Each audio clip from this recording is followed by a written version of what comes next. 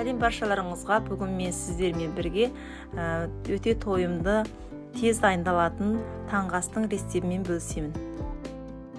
Осы ыдысымызға ұнымызды саламыз ең алдымен.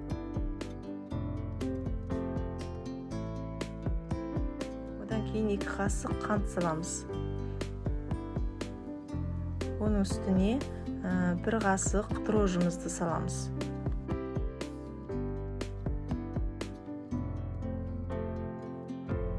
Үстіне жыл суымызды құйып, қалыпты теста илеп аламыз. Одан кейін сұйық майымыздың үстіне тұз салып, араластырып аламыз да, оның үстіне 2 қасық ұнымызды салып, араластырып, қоймалжың жасап аламыз. Мен бүкіл рецептерін видеоның соңына қалдырамын. Сол жерден қарап жасаңыздар болады. Енді біз ұнымызды осылай етіп, жұп-жұқа қылып жайып аламыз. Жайып алған ұнымыздың үстіне жаңаға жасап алған қоймалжыңымызды жағып, бір келкіліп жағып, бір шетінен орап шығамыз.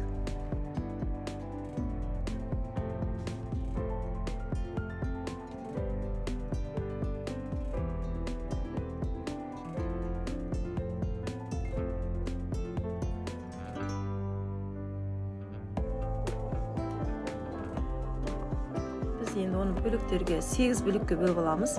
Одан кейін осы 2 жағын жапсырып аламыз да, одан кейін осылай мәнті түйген сияқты түйіп, барлығын осылай етіп жасап аламыз.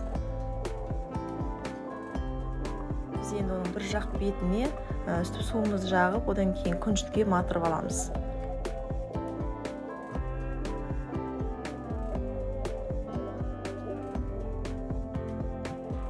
Енді оны осылай етіп, оның көмегімен жаямыз. Одан кейін осы видеодағыдай бүктейсіздер. Бүктеп болғаннан кейін тағы да оқтаумен осылай үстінен жайып, жұқалап аласыздар. Енді біз жайып алған нанымызды енді 20 минутқа тындыруға қоямыз.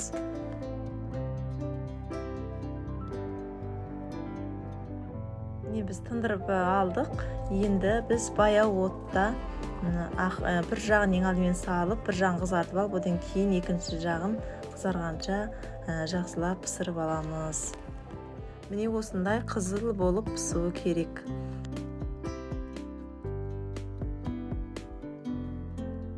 Міне таңғы асымыз осындай әдемі болып пісіп шықты. Егер де видео ұнап жатса, маған тіркеліп, лайк басып кетуді ұмытпаңыздар.